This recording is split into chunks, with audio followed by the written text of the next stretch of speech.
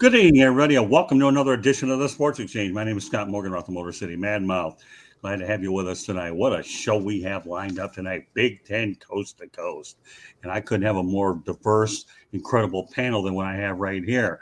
I'll introduce them as we go along. There are five of us, a handful, but we're going to have a handful of opinions. And just to give you an idea about what this show is going to really be about, it will be a prediction-based show with all of us talking about who should join the Big Ten. We all know about the most recent news going on with USC and UCLA joining the Big Ten, leaving the Pac-12. Well, this is one of those type of things where you're going to have an awful lot of different angles, and every opinion matters. And we're going to start to introduce the crew here. Rick Curti, Mr. Opinion, jack of all trades, that helps our social media. Welcome back, Rick. Thanks, Scott. George Eichorn. Scott, good to be here, guys. Steve Balestrieri's back. How you feeling, Steve? Hanging in there, guys. I'm glad to be back, and I missed y'all. Well, we missed you too. And, of course, Mel Farr Jr. Glad to have our running back. We're going to hand him the rock a lot tonight. Great to be back. Great. All right. Well, we have a lot to get to tonight, so we'll go with it. So just to give you an overview of what this whole situation was like, that USC and UCLA decided to join the Big Ten last week. I think a lot of us were kind of stunned by it. Why would those two LA schools join the Big Ten, our rivals in the Rose Bowl and so forth? Well, the almighty dollar rules. So with that said, let me just paint the picture of what's behind this deal here.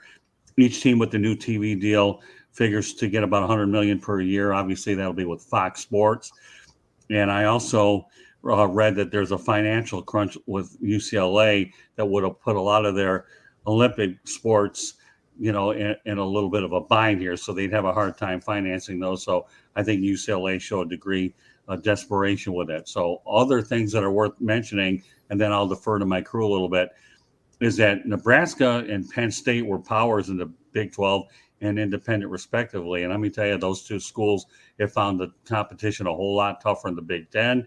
And for Nebraska, don't send Wisconsin any Christmas cards because the Cornhuskers making Wisconsin makes the Cornhuskers look like a bunch of green beans or string beans, okay, because they have really been tough on them.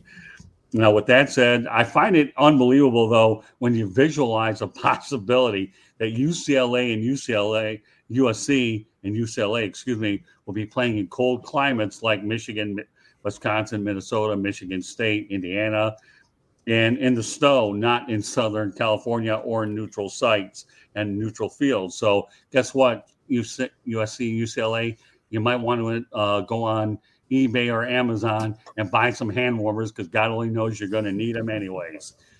So a little bit more background on it. Paul Feinbaum of ESPN predicts a super conference of about 20 per conference when I talk about them in the SEC.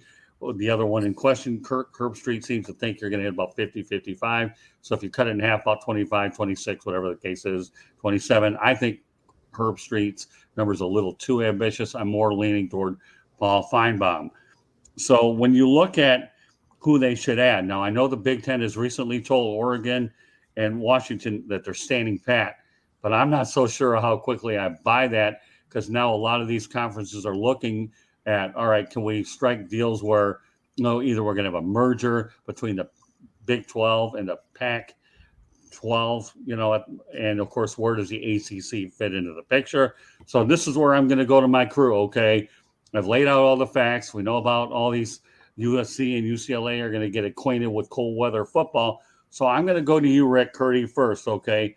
Name me 4, possibly 5 teams that you feel should probably wind up changing their conference affiliations to the Big Ten. Well, I have 4. I think it could be, Boston College. I see Maryland. Well, Maryland's already there.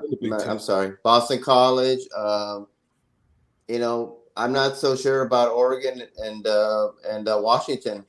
I know they said they're standing pat, but how many times have we said that? So it's all about the money. Right. That's where the money goes. I need you to give me 4 teams, Rick. Okay. Who you think will be? You've got Boston College as one. Give me 3 more, please. Okay. I'm going to pick Washington. I'm going to pick Oregon. And my wild card one is going to be Notre Dame. Okay. George Eichorn. Yeah, being from the Midwest, obviously this is huge. It's been a huge story, as you all know, especially in the Midwest and Michigan, especially. I have to go with 5. I couldn't narrow it down, so Well, I'm give gonna. me 4, and then we'll give you the fifth as a Okay, one. all right, I'll give you 4 to start. I'm gonna go with Washington and Oregon, and then I'm gonna take Pittsburgh and Notre Dame as Really? my top 4. Okay, then Steve. Georgia stole my fourth one. I was going Pittsburgh as well with that. I think if anyone else was going to join the Big Ten, I think that would be a team that would probably fit, perfectly in there. I think, I just hate it for the Pac-12. I do. I think we can get into that later. Right now, you just wanted your 4 teams, but Right. I think that Oregon, Notre Dame, Washington, and Pittsburgh. All right, that leaves you, Mel. I am going to say Oregon, Washington, Stanford, and Cal. Ooh, You're going with the All California. You got to get some. I mean, you got to get some games on that side of the. That's true. That side of the states, man. Man, I'll tell you, I like all these predictions. I think they're fantastic. I'm going to go with my 4 initial, and if anybody wants to debate me on these, there's certainly room to add another one along the lines. I got to go with Notre Dame. I think that one's inevitable, and it's overdue. Once they finally graduate from independent status and that money goes out, they're a natural fit for that part of the country. I know they're tied in right now with the ACC and everything but football. But I'll say for all intents and purposes, you've got Notre Dame, Washington, Oregon, and Boston College. The only reason I mentioned Boston College here is I think that the Big Ten would like a piece of that Boston market, as they did when they brought in Rutgers, which was an acquire boy, but all they wanted was New York City. And then when you talk about Maryland, why would you want the Maryland Terrapins? Well, how about a piece of Washington, D.C.? And if anybody's ever watched the Big Ten Network, then they see that geographical thing from coast to coast. There you go. Now, I'm going to go with a wild card, okay? And everybody gets one of those too. If I were going to go with a wild card team, believe it or not, I would go with the Miami Hurricanes. Why would I do that? Well, I live in southern Florida, okay? And obviously I cover the Miami Hurricanes a little bit. But let's not kid yourself, okay? The Big Ten has definitely gone out there and recruited heavily in these parts. And I can only imagine what would happen if they get a piece of this South Florida action. That's my wild card. So now I'm going to go back and defer to you, Rick. Give me your wild card. Give me one more. Well, I like Mel. I'm going to go with Mel one. Stanford. Okay, you're going to go Stanford. Okay, Yeah. so that's okay. George, give me your 5th one. Mine is going to be I want that Denver market, Greater Colorado. So I'm going with Colorado University. Okay, well, is there a little Avalanche Red Wings involved in this? Could be. Okay. Oh, yeah, I kind of wonder. Well, it's geographically, Scott, it makes sense to me because it bridges that long distance, from coast to coast. At least then you would have somebody, quote unquote, on the way. You'd make a stop in Colorado for the non-revenue generating sports. I'm thinking out loud. No. Hey, listen, it's a good. All right, Steve, give me your 5th one. I think it's going to be if it was a wild card team. I don't think they're going to be able to get Miami, but maybe Florida State. Really? Okay, well, it's good. You get a piece of the Florida market. All right, Mel, give me your 5th one. Notre Dame. All right, you going Notre Dame. There you have it. All right, so I want everybody now that we've all thrown out there. Okay, Steve, what is college football going to look like? Obviously, when we talk about the Big Ten, I mentioned a lot of things about these teams now from the Pac-12. I think there's no question that there's going to be 2 more West Coast markets. But now you've got predictions out there. Give me an idea, Rick, in your mind of how Big Ten football is going to look like, knowing that at some point or another, the Southern California schools could find themselves playing in the Rose Bowl, but as a member of the Big Ten. How weird is that? I think it's going to be great. I mean, I'd love to see a USC and Michigan. I'd love to see, UCLA and Michigan, or, one of these cold weather climate schools. I mean, even if Colorado goes there, you mentioned them in Colorado, that high elevation and the cold. So, I mean, I think it's going to be great. And they have great matchups and have intriguing matchups. And I'm from Southern California. It took me a while to adapt to the cold in North Carolina. And it's tough, but, I think it's going to be great football. I think it's just going to turn everything upside down. And it's going to have some great rivalries, and it's just going to be very intriguing and very fun. Okay, George, you know what? Obviously, you and I both being from the Midwest. Can you imagine USC and UCLA being the visiting team in the Rose Bowl where the game is being played? I mean, they're always represented the Pac-10, 12, whatever you want to call it. And now they would be a part of the Big Ten, okay?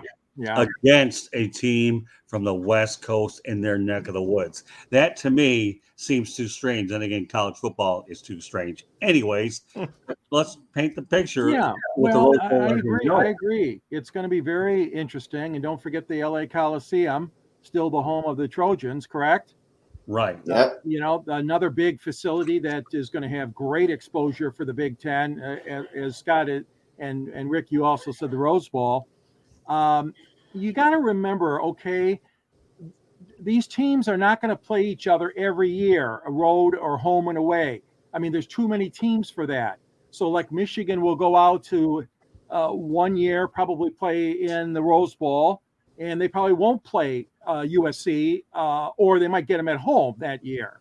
So when the schedule was drawn up, it's going to be, to the naked eye right now, everybody thinks, oh yeah, they got to go to all these cold weather cities. Well, not really. Not every season you won't have to, because obviously with all these teams, you can't see everybody every year in the divisions, however they line those up. But that being said, I think it's going to be very, very intriguing. I mean, that money that they're dangling in front of the Big Ten now was just too hard to pass up. Like you said, Scott, earlier, for UCLA especially, they're hemorrhaging right now in their sports and revenue that they need. And you mentioned the Olympic sports. And don't forget, folks, as you guys know, the LA is hosting the Summer Olympic Games, not too distant future. So you're right, Scott. UCLA had to do something. And the secret negotiations that took most of us by surprise. I think Mel, on our warm-up, Mel even said, that took him by surprise as well. And it's just, the secret negotiations were incredible. But that being said, when you see it now, why they needed to do it, yeah. And we are headed towards these super conferences. Like you said, Scott, whether they take on 50, I think Herb Street is way off on that, or more like 25. But yeah, we're headed to those super conferences. We know that's inevitable. All right. Well, with that said, I might as well go over to you, Mel. You played for the UCLA Bruins. Obviously, you donned those colors. So what are your thoughts, Mel? We're just going to give you the big flat question here of UCLA joining the Big Ten. I mean, we've seen, and we haven't even touched on college basketball yet with some of the interesting rivalries. We're sticking with football, and if we have time in the show, we'll definitely talk about some of those matchups later. But Mel, okay, UCLA and the Big Ten. That just seems weird to me, knowing full well that you played for the Bruins. Yeah, we're going to talk about college hockey too, how UCLA and USC are going to do in hockey. I'm still kind of in shock, really, because I'm kind of a traditionalist. I like traditions. To me, this sounds like it's going to be the end of the Pac-12 or the Pac-10. I went in the Pac-10. It sounds like it's going to be the demise of the Pac-12. And that's kind of sad to me that, the conference doesn't seem to have enough notoriety or doesn't seem to think that they can exist, that they have to go somewhere, that these two schools felt it necessary that they couldn't build up this conference, that they had to go leave the Pac-12 and basically, it's a slow death right now and go to the Big Ten. So we're not going to have a Pac-12 conference anymore. And that's disheartening to me. And, one of the reasons why I went to UCLA is because I didn't want to play in the cold. There's two reasons. I didn't want to play in the cold, and I didn't want to play in the AstroTurf. That was a long time ago. I mean, they have field grass now, and a lot of those schools have gone back to either field turf or natural grass. But one thing I did not want to do is play in the cold, because playing in the cold is one thing, but you got to practice in the cold too. Back then, we didn't have indoor facilities and all that kind of stuff. You practice outside, so if it was cold, it was cold. And I can't imagine a kid, I don't, one of the games probably maybe one of the coldest games we played in, and it wasn't even that cold, was in Colorado. And that's the first time a lot of the guys from California ever saw snow. They were like, what is that stuff, man? Is that cotton falling out the sky? I mean, what is that stuff? They never seen snow before. So I just, I'm still in shock about it. I wonder how this is going to affect the non-revenue generating sports. How are they going to work it out? I mean, I know, UCLA's athletic department had a problem as far as money was concerned, as far as the budget, but man, put a better product out there and you're going to make more money. Right. They need to go up to Murphy Hall and they need to change some things as far as admissions is concerned, and recruit and allow some players to come in there so that they can compete at a high level. They call themselves the Harvard of the West. Nobody cares about all that, obviously. And this is not about the kids. I mean, they can talk about, that's for the student athletes. This is not for the kids, because traveling over 2 and 3 time zones is not what's best for the kids. Right. Making these kids have to play in weather that they've never been exposed to, especially when you only recruit from Southern California primarily, or from the West Coast primarily, is not in the best interest of the kids. So it's all about money, and that's disheartening to me. And I couldn't believe it. I mean, it just happened so quick. I mean, these, one thing first you heard that they were talking about it. Next thing you know, it's done. The same day. It was unbelievable. I mean, I hadn't even heard any rumblings about UCLA and USC leaving. So it's going to be different. College football is going to be different here in the next couple of years, and I can't say that I'm necessarily looking forward to it. Yeah. All right, Steve. And then after Steve, I want to go over some information how people can go ahead and watch our show as well as see it. But go ahead, Steve. Take the floor. Yeah, I think the first sentence Mel said, tradition. I mean, you're talking about 100 years of tradition, with UCLA, USC, and that's always been like the late afternoon games. You'd see the games out in California. That's what the Pac-12 was great for, especially people like myself who grew up on the East Coast. Right. And now you're going to subject these players, and I get the reason why they're doing it. It's about money. I mean, but now they have to fly, in some cases, all the way to the East Coast to play a football game.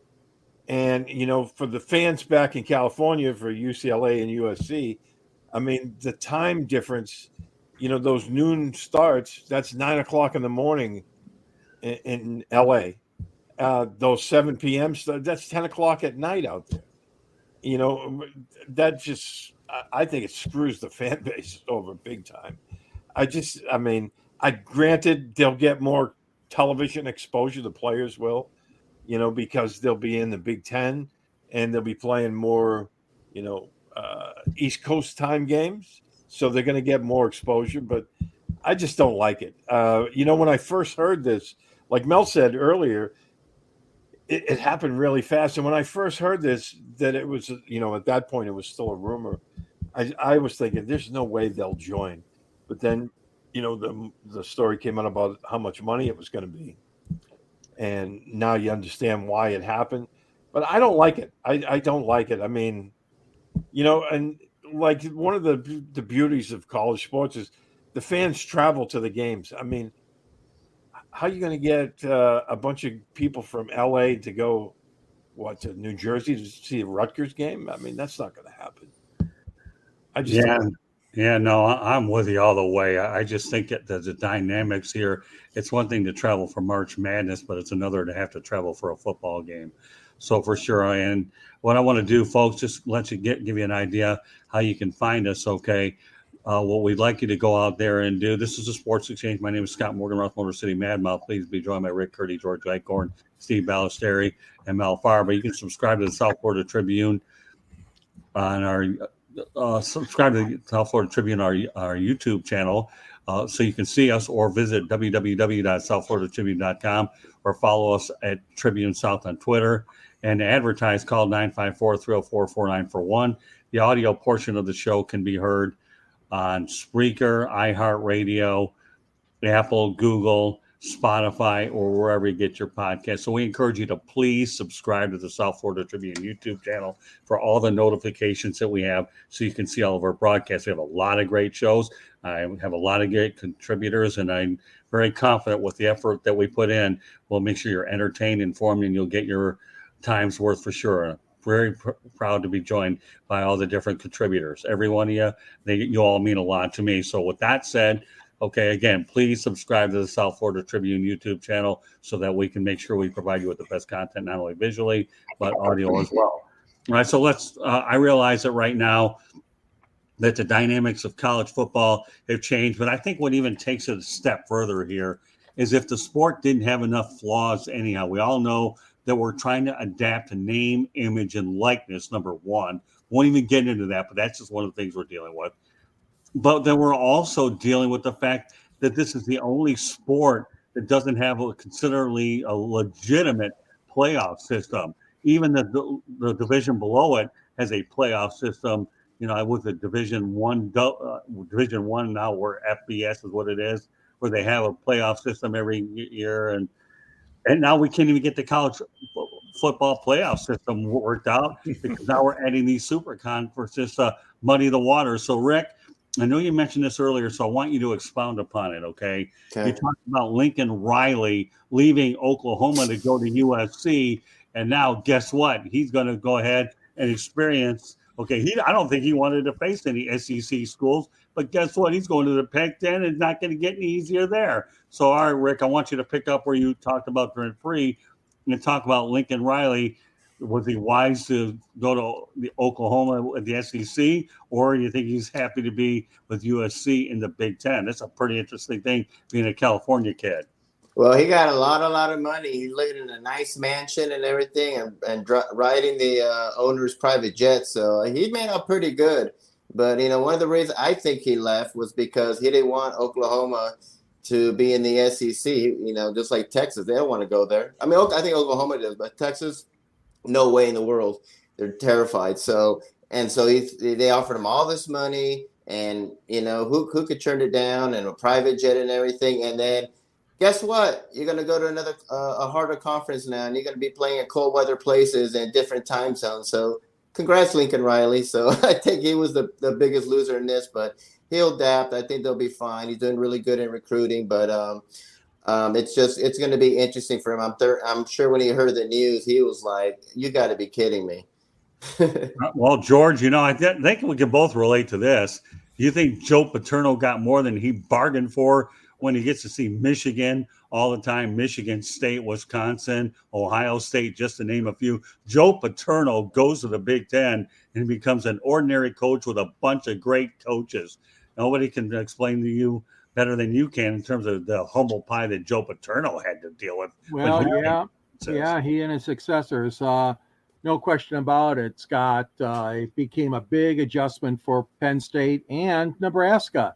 Nebraska was one of the top teams every year, along with Oklahoma and Texas and Ohio State and USC, Michigan. Well, guess what? They got a rude awakening from the Big Ten. The Big Ten is very, very competitive.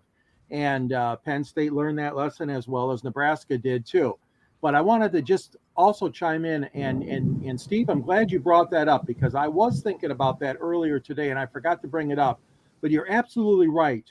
The clock, the schedule, the game times, how it's going to be messed up. Like you said, for the fans, for people watching, 9 o'clock in the morning, the 12 noon Fox Big.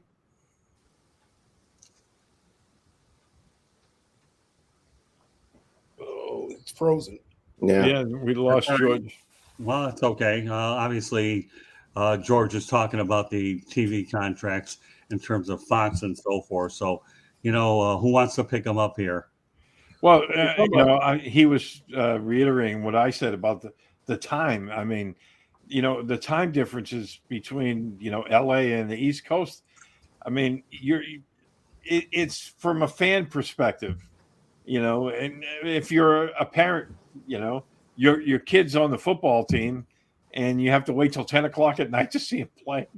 If you're from LA, I mean, come on, it's I just don't like it. It would be earlier for them because they're 3 hours behind, so it would be earlier. So I'm sorry, it was the other way around. It was the early game.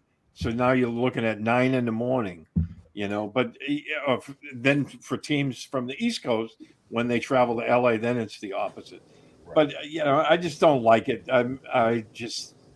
I like the Pac-12 the way it was, and traditionally, I mean, that's you look at those big games with UCLA, USC, and I think it destroys that conference because I think so too. I just can't see that conference without attracting somebody else. I know there was rumors that they're trying to get Colorado over there, but it's just not going to be the same. It's like, when I played with the Rams, and most of our, other than the team, well, in Atlanta was in our conference or in our division at that particular time in New Orleans. But when we traveled, we left on, we played a game on Sunday, we left on Friday.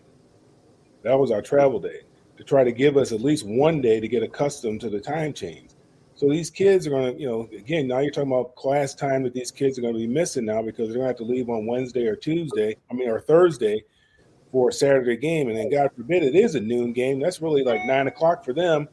And then, you have to get up so early in the morning to have your pregame meal and all that kind of stuff. It's really like getting a 5 o'clock in the morning wake-up call to play a game at 9 in the morning. Yeah. I don't see how you're going to get your best football when these kids are, depending on what day they travel on, if they travel the day before, they really don't have a chance because they haven't had an opportunity to get acclimated. It takes a little while when you travel over those number of time zones to get acclimated to the time change. They're not going to have enough time to do it.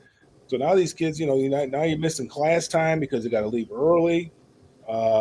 So it's not in the best interest of the kids. This had nothing to do with the kids. It's all about one thing and one thing only, and that's the almighty dollar. All right, well, Glenn, we got George back. I know we had a little technical difficulty in Michigan, so welcome back, George. Why don't you complete your thought? And I've got a bunch of interesting scenarios that we can have a little bit of fun with in terms about traditions that I'll incorporate. Go ahead, George. Continue your thought. Well, no, and Mel, you hit on a great point. It's not about the kids. It's not about the athletes. And that's what I was kind of alluding to is the time zone difference is going to be incredible for the fans, for the media, but especially for the student athletes. Things like you said, Mel, it's just going to be so bad, crossing time zones and that sort of thing. So as much as I'm excited at getting USC and UCLA, you realize the obstacles that are going to be faced. And what would our friend Scott, Keith Jackson, Bob Ufer, these famous announcers, they'd be rolling it over their grave right now if they heard about UCLA and USC joining the Big Ten. I think about Big Keith Jackson and Bob Ufer and Frank Beckman and all these great announcers that have called Big Ten games. Yeah, I'm wondering if Jim Branster got out at the right time. So let me bring up an issue. Nelly. Yeah, there you go. I'll wait for somebody to come up with it. So, all right, let's just have a little hypothetical with this whole thing. Just say hypothetically Notre Dame joins, okay? And at some point, because I do believe they'll ultimately get in. But you're talking about some of the top winningest programs in the country. You got Notre Dame, Michigan, Ohio State, USC, Nebraska, and Penn State. Can you think of a bigger, outside of the few that you have left out there, there's an awful lot of wins with those 6 programs, right, George? Oh, absolutely. And I know Notre Dame is tied up. They're married to NBC in that big, huge television contract that they've been giving them all these years. But I agree, Scott. That would be super on paper. That's an incredible conference if you add Notre Dame also to the mix. And it seems like most of us here on the call today on the podcast are thinking that Notre Dame would be the plum to get. I agree with you. If that happens, that'll be an exceptional move for the Big Ten and for the Irish as well. Well, with Notre Dame, though, I don't think it's a matter of if. I think it's a matter of when. At some point, that TV contract is going to expire. Then they have to come down to earth. So it's not a matter of if, but when. But now who you add in terms of the West Coast is another dynamic. Steve, obviously we know that the student athletes are going to be adversely affected by the time zones. As if we always saw it on the Big Ten network, those other things where they're hopping planes back and forth from coast to coast and all that. But, Steve, when you think about the super conference aspect of this whole thing, and you have those powers rolled into one. I mean, doesn't that excite you just a little bit, knowing the potential matchups that you can see week in and week out a little bit? Well, I thought the conference was just fine the way it was. I mean, I think, I mean, you're adding two really good programs in there, and of course, it's going to throw a great dynamic in the mix. But I agree with what Mel said right at the beginning. I'm a traditionalist. I like to see the California teams and the Pacific Conference, because I think that this is the death knell for the ACC as well. I really think the SEC is going to go after Clemson, FSU, Miami, because they're going to try to keep pace. And I don't like because from the aspect, you have all these great teams in a conference, but they're not going to be able to play each other every year, because then the season will be 16 weeks long, because then you have playoffs and championship games. So they're not going to even play each other every year. I don't know. I don't really like it. Well, not only that, you might as well forget the non-conference opponents, because they're going to be out the window too. I mean, Yeah. a lot of these teams like to have a couple of light games. What do they call it? Light, I call them exhibition games, the tune-up games to kind of get you ready for conference play. Cream puff. There you go. Yeah. Yeah, back in the old days, everyone would schedule Appalachian State, early in the season, and Not anymore. Since they not beat anymore. Michigan. Now they're a good team now. Don't tell that to the Michigan Wolverines. It's probably alienating a few people with that comment, but Appalachian State. Although I got to tell you this, though, I remember when Florida Atlantic, I was seeing a Florida Atlantic Middle Tennessee State game over at Lockhart Stadium, and I'll never forget the day. That was the first FAU game I covered, and a guy who lived in my neck of the woods asked me about the Appalachian State Michigan game, and I told him, I said, Mark, you know what, buddy? For some crazy reason, this game's going to be closer than most people think, because they're one of the best teams in the lower conference. And lo and behold, they stunned them. And Mark said, how did you know this? It's just a feeling. And, the same feeling, George, I had when Aaron Rodgers threw that Hail Mary that turned out to be a you-know-what Mary. Yeah. That Candy Ebling is grinning from here all the way to Alaska because I mentioned something I really would bite my tongue over. Yeah. But I remember Howard Schnellenberger, though, at building the FAU program, would schedule 2 or 3 of these powerhouses just to finance the FAU athletic department. And those games could be gone as well for a lot of the smaller schools. I think that's the one part we probably even look at. Does anybody care about the smaller schools? I'm sure they'll figure it out amongst themselves anyhow. But Mel, that's another thing that a lot of these bigger programs, were able to take those lighter cream puff games, and a lot of the other ones were building programs as a result of, since we have over 100 some odd schools playing FBS football.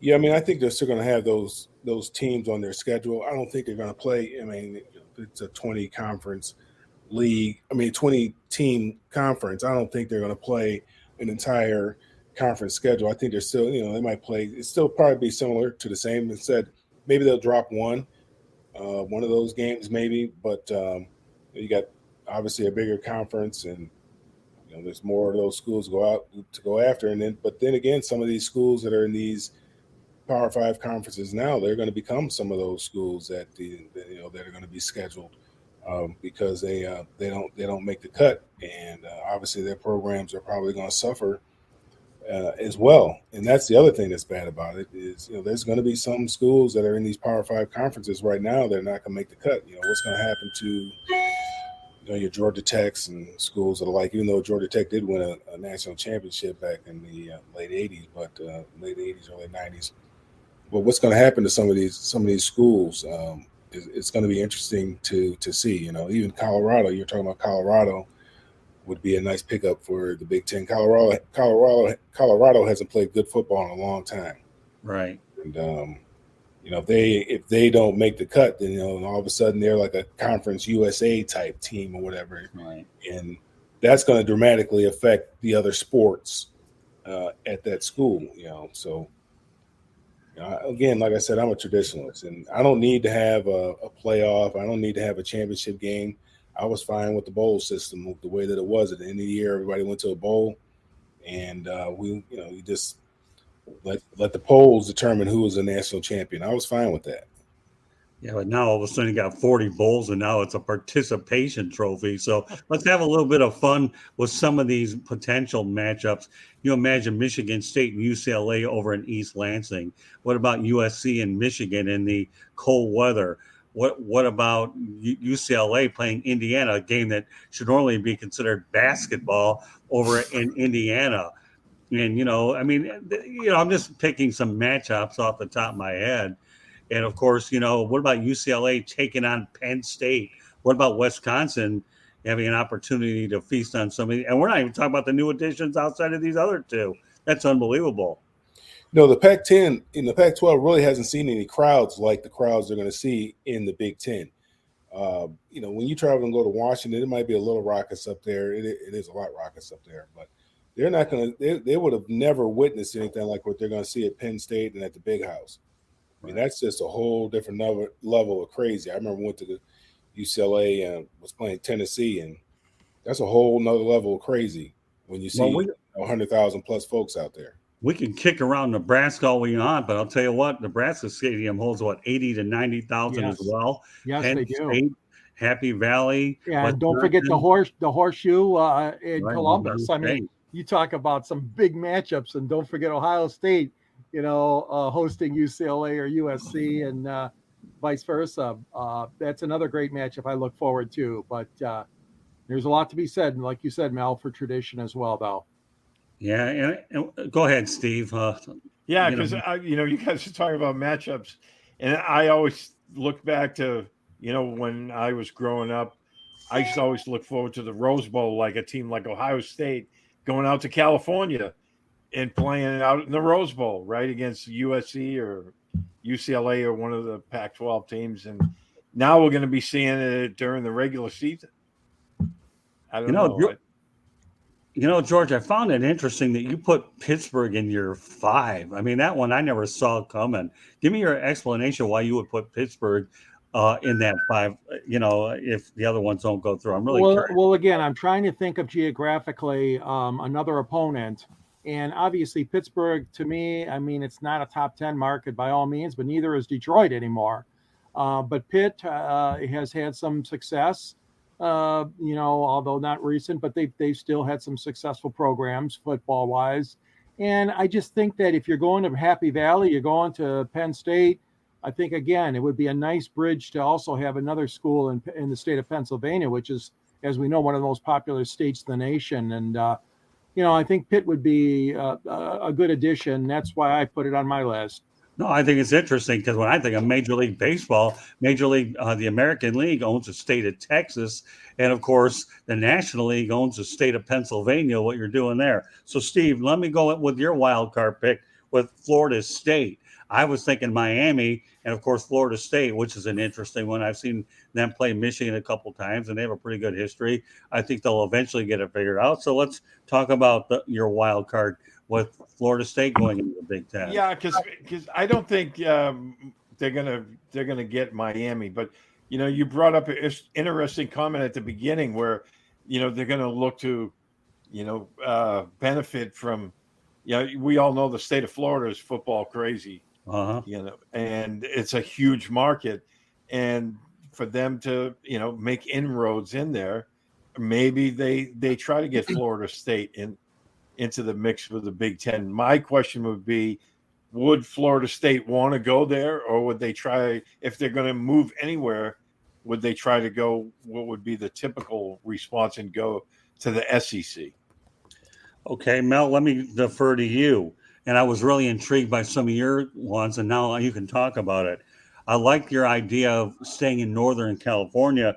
When you add Stanford and California there, if you can't get Washington and Oregon, and I think it makes a whole lot of sense that you've cornered the Bay Area is what you're pretty much doing with those markets. So, Mel, why don't you expand on your thoughts about the Bay Area and your logic and reasoning behind Stanford and California? Well, those are both good schools, very, as far as academics are concerned. And, the Big Ten has some very quality academic schools. And, Michigan is a very, very good school academically.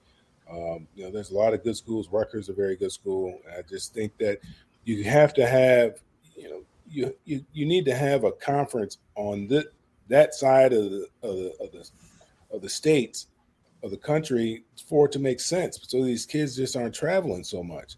Right. That's my biggest thing. I mean, that's a lot of, you only got 2 schools way out there, and it's not the schools that are currently in the Big Ten right now. It's not really that big of a deal because you're only looking going west once, maybe, like Steve was saying. I mean, you might play one team on the road and the other team at home, and then you're playing the rest of them in the same geographical location. Right. Whereas the schools on the West Coast, every time they play, they're hitting the road. I mean, anytime they're hitting the road, they got to go along. They got to get a long haul and go across time zones. So it only makes sense that you have to have, only makes sense to me. Now, what makes sense to me doesn't necessarily mean it's going to make sense to the people that are making all these decisions, but it only makes sense that you have to have some schools in that time zone. One of the things that the Pac-12 was real excited about, or really proud of, is that all the schools were pretty much, I want to say, well, at one time they were all in the Pacific time zone. Then I think you added some schools that might have been, well, no, they weren't all in the Pacific time zone because Arizona was, well, depending on the time of year, they're always always behind us. But it's just, it just only makes sense that you have to have a couple of those schools come with you, so you can have, so the travel is not so taxing on those players. Yeah, I just liked your selections, knowing that you not only went to Northern California, but you took the high road academically. That's what intrigued me, how I've seen the pairings with Stanford and California. Plus, you protect that rivalry, just like you have USC, UCLA protecting that rivalry. Rick, I know why you went with Washington, Oregon. So I'm going to throw a curveball with you and talk about Stanford and Boston College being your wild cards, because I think many of us agree that Notre Dame should be there. So, Rick, give me your opinion on Stanford and Boston College. Well, I picked Stanford because, they're going to have teams on the West Coast, so it would just make logical sense to have another team in California, on Northern California. So you have the West Coast, and you got Northern California. So you have those 2 markets. And, you want to have another team in the East Coast. You got Boston College. They're a big market in Massachusetts. They love sports out there just like they love sports in Southern and Northern California. So I picked those, and I just think it's inevitable. I think Notre Dame should have joined the conference many, many years ago. I think them being independent is so old, and I'm a traditionalist too, but it's just time for them to join the conference and not be independent. And I'm going to go to my list a little bit. I know Notre Dame was inevitable. Washington makes sense because you're trying to get the Seattle market. Oregon with Phil Knight's money, so full well you can try to call it, even though you're not getting a major market. And then the coin toss here, but it's Boston College is going to get that big East Coast market and yet another major TV market. George, I do disagree with you. I still think by national standards, Detroit is considered a major market, albeit the population has gone down a little bit, but you still have Michigan and Michigan State, and they're very viable. So I think I disagree there. And again, Miami's my wild card because I live in these parts as well.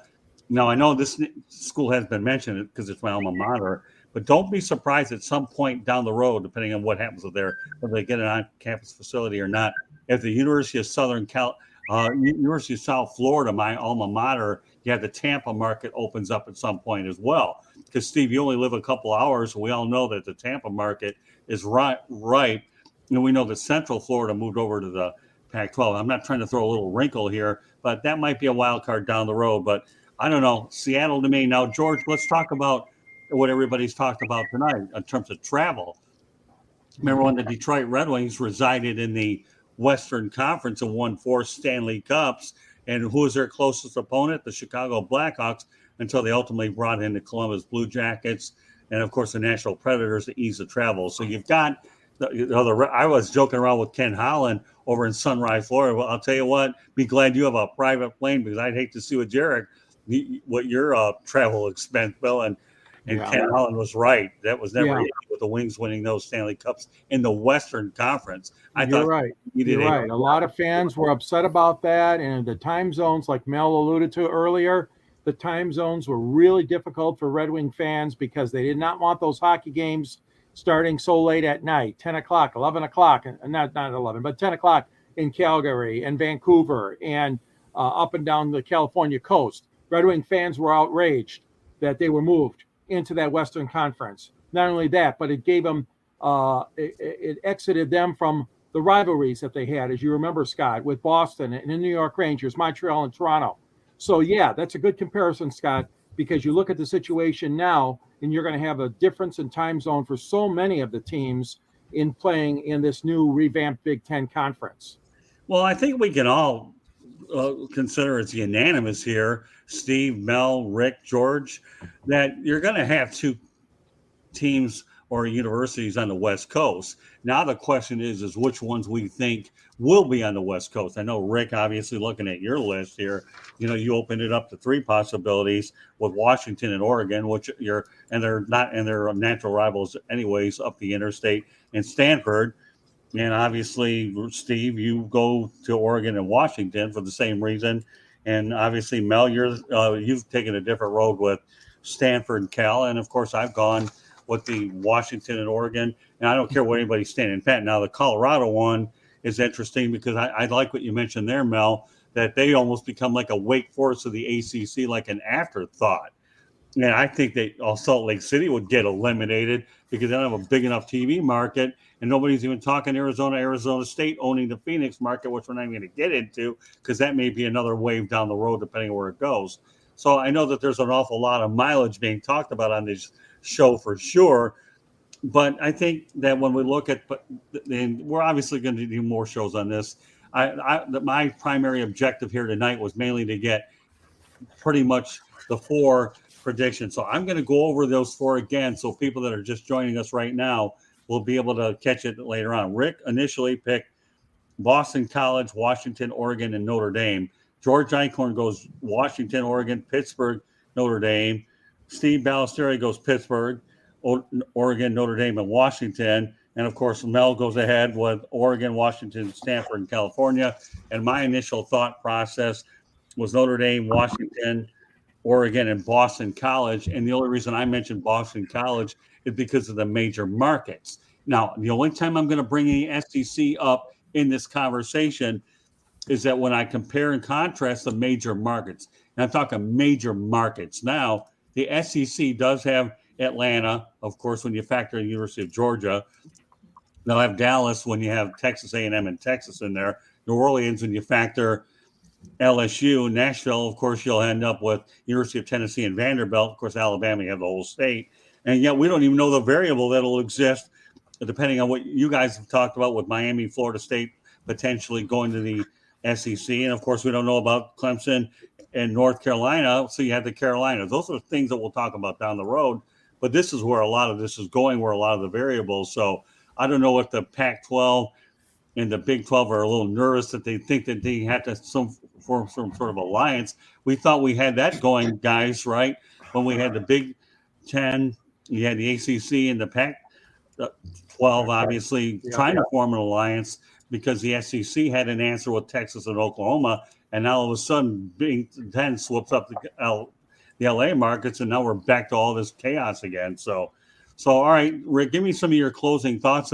And we haven't even talked about basketball. I do want to ask you guys one question about basketball. I don't think that Wisconsin has a baseball team. I think Notre Dame plays hockey in the Big Ten.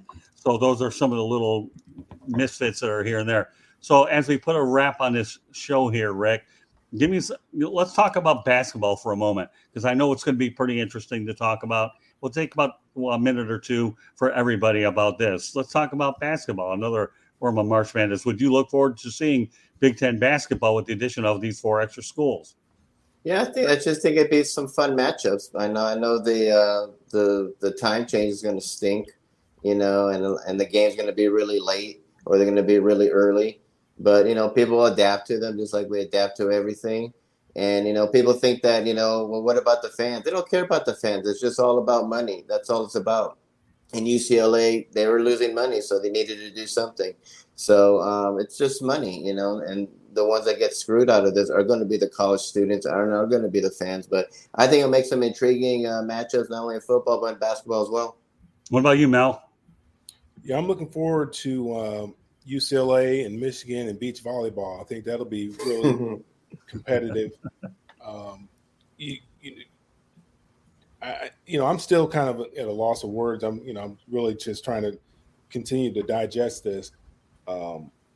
and I really think this is going to affect the student athlete, because I don't think there's going to be as many sports available as we might think, because there's so many contrasts in the sports between the Pac-12 and the Big Ten. You know, UCLA and USC don't play hockey. I mean, I don't think that Michigan and Penn State, I don't know if they have a beach volleyball team.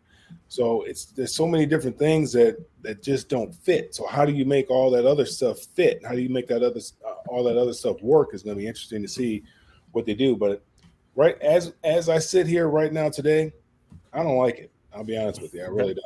It's okay. I love it. I enjoy your humor when you talk about Michigan and UCLA and beach volleyball. If I'm going to look at that matchup, though, I'd like to actually see Michigan and UCLA play basketball, but that's another story. But all right, Steve, go ahead. We'll get to hang some more championship banners.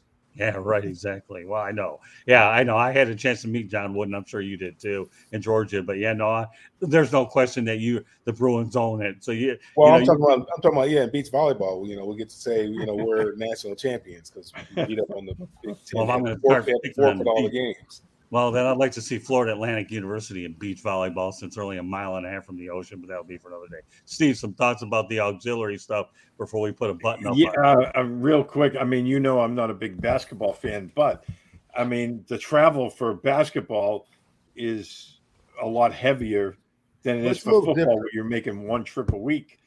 It's a little different. Basketball players are used to being on the road. They have those little tournaments that they play in, and they're already gone 4 or 5 days, whatever. They're used to that stuff. Football they're not. Yeah, I'm just thinking about, if you have to, fly from LA to, say, Rutgers, then, go to Ohio, then back to LA. I mean, is there going to be any time for these basketball players to go to school?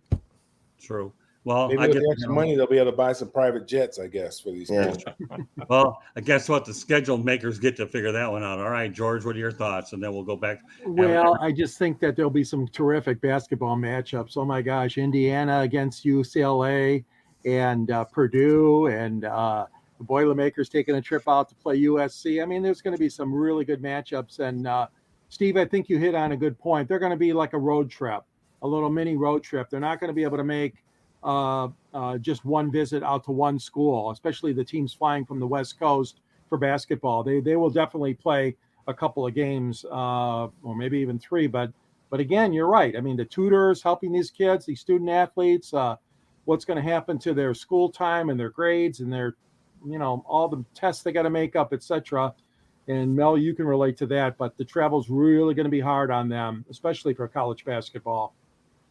All right, so I'll give everybody an opportunity to give me your takeaways from this broadcast in terms of the insanity of that USC and UCLA. Everybody gets an opportunity around the horn to talk about your takeaway of what has transpired. Good, bad, the good, the bad, the ugly. Rick, why don't you talk about USC, UCLA joining the Big Ten? Give me 1 or 2 sentences or a brief thought about the whole thing. Like it or hate it? I like it, and I mean, I just saw something like this happening. And like I said, it's all about the money. It's not about tradition or fans or student athletes. It's all about the almighty dollar. And I can understand UCLA doing it. It's not like they said in The Godfather, it's not personal, it's business. All right, Mel. Yeah, I don't like it. So, okay. What happens to, you get these big super conferences and, I know Vanderbilt, they're in the SEC right now, but what if the SEC decides to say, hey, Vandy, we don't want you in it. You're not competitive. You're not good enough. So then what happens to those programs? What happens to those kids? Because now they're not getting that piece of the pie to be able to support those non-generating sports. So what happens? I really think there's going to be a shrinkage in overall money. It might, in only a couple, 2 conferences are going to get all the money. There's no question about it. And then, so what happens to all those other schools? So what the opportunities are going to be less for those other schools. The exposure for the kids is going to be less unless you're going to a school in one of these 2 super conferences. And I think that takes away a lot from college football. I think that's why we like college football so much, is the diversity of the schools, the diversity of the conferences, even the times that they play. You can watch all the games on the East Coast during the day, go home late at night, and watch Pac-12 after dark, fall asleep on it, whatever it is that you want to do. But I think the kids are going to hurt. The kids are going to be the ones that are going to be least benefit from this. Some of the kids, the fringe kids that are going to some of these other schools that are in these big conferences that we have right now, but will probably be left out of this, these two super conferences. Steve?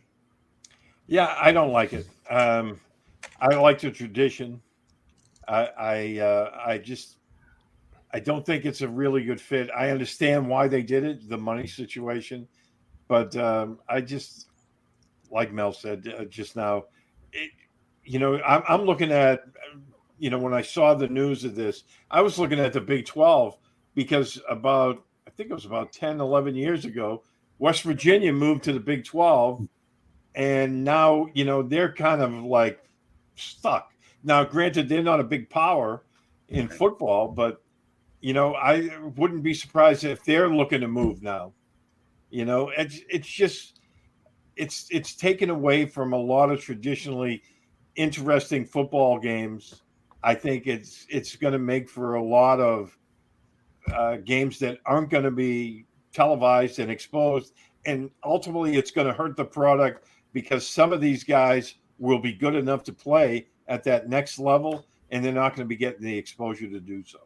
Good point. I like the fact that you brought West Virginia. I thought them going to the Big 12 was odd. I guess that's the best word. A West Virginia team playing in the Big 12. Odd. And we know TCU went there, which wasn't. Then they needed Texas school. But I'm glad you brought it up. Thanks, Steve. All right, George.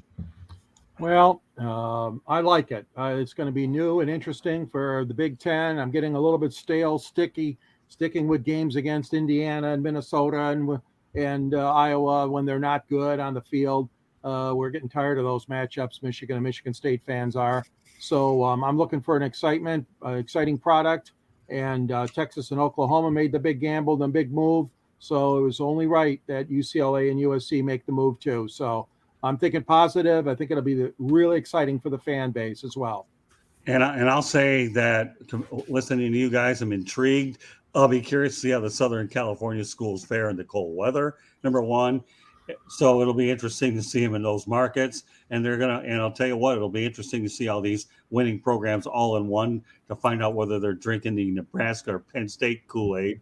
Number two, the basketball matchup should be interesting. And me living in SEC territory, I don't know, Boston College don't get there. Just bring up Miami, and that'll add some intrigue to it. So anytime being a Big Ten guy at heart, feel like the Big Ten has the upper hand over the SEC, I'm all for it, but I'm intrigued. So I guess I could just take the middle road, say, let's see how it all plays out. But I don't like messing with tradition, Steve and Mel. I can appreciate where you're coming from. And George, when you see Jim Brandstatter again, just tell him, boy, Jim, you got out at just the right amount of time, and you get to watch it with Robbie Timmons on all you want. So, folks, we've given you a lot to bite off here, the opinions, some facts, some intrigue. And, we want you to try to take whatever you can out of this whole thing, because if we haven't made sense out of it in close to an hour, God only knows it's going to take you an awful lot longer to make sense out of it, or the amount of time that we have, because we can keep this discussion going on and on like the ever-Energizer Bunny, but we're not going to do that. Instead, what we're going to do is we're going to let Rick Curti let everybody know how they can get a hold of him. Go ahead, Rick. You can find me on my website at www.charlottebats.com. You can sign our petition to bring Major League Baseball to Charlotte. I'm also on Facebook at Charlotte MLB, Charlotte Bats Baseball. I'm on LinkedIn under Rick Curti. I'm on Instagram at Charlotte Bats, and I'm on Twitter at Charlotte Bats Baseball. And if you have any questions or comments, you can email me at cltbatsbaseball@gmail.com.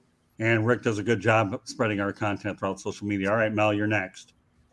All the social media at Mel Farr Jr. That's Facebook, Twitter, Instagram, and LinkedIn. Reach me at Mel Farr Jr. And to find out what we have going on here in Atlanta and Detroit for the kids, you can go to the website melfarr.org. Steve? Yeah, on Twitter at SteveB7SFG. I'm on Facebook, Instagram, LinkedIn, whatever else there. At Steve Balestrieri. All right, George, you have a lot to talk about. Yeah, I'm on Twitter at SNG Sports 99. You can get me on LinkedIn and Facebook as well. and also the author of the Detroit Sports book about all the broadcasters in the great Detroit sports history, including our very own Scott Morganroth is in that book. And there's a link to get that book if you want to purchase it right off of the South Florida Tribune site. Yeah, Rick Curti, I should point out, also is a co-host on 108 Stitches Baseball Talk, or wherever we decide to plug this guy in. He's always one of those really movable parts. So just to give you an overview how you can reach us, okay, I got to give a special shout out to Candy Ebling, who does an incredible job with the website and loading up all the content on www.southfloridatribune.com.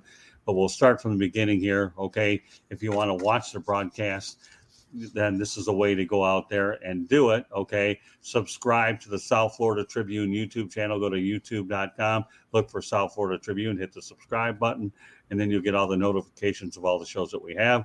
You can go to our website, www.southfloridatribune.com, and follow us on Twitter at Tribune South.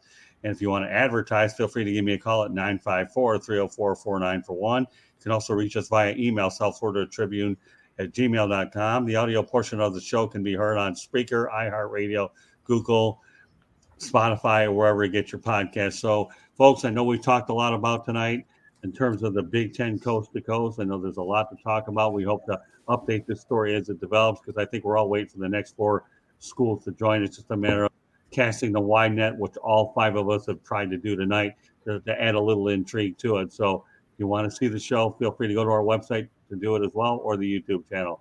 So meanwhile, on behalf of my incredible crew, Rick Curti, Mel Farr Jr., Steve Balestrieri, and George Eichorn, my name is Scott Morganroth, the Motor City Man Mouth. Very appropriate, George, since you are also a co-host of Fire Up Michigan as well. But on behalf of my incredible crew, I want to thank you very much for joining us on this edition of the Sports Exchange, and we look forward to catching you another time. Meanwhile, folks, have yourself a great weekend. Please be safe out there. And I should point out that even though COVID-19, we don't hear a lot about it these days, it's still out there. Be very careful. Be safe with what you do. And we look forward to catching you on the next episode of the Sports Exchange. Take care, folks. Have a great night, and thank you very much for joining us. Bye-bye now. Good night. Good night. Good night.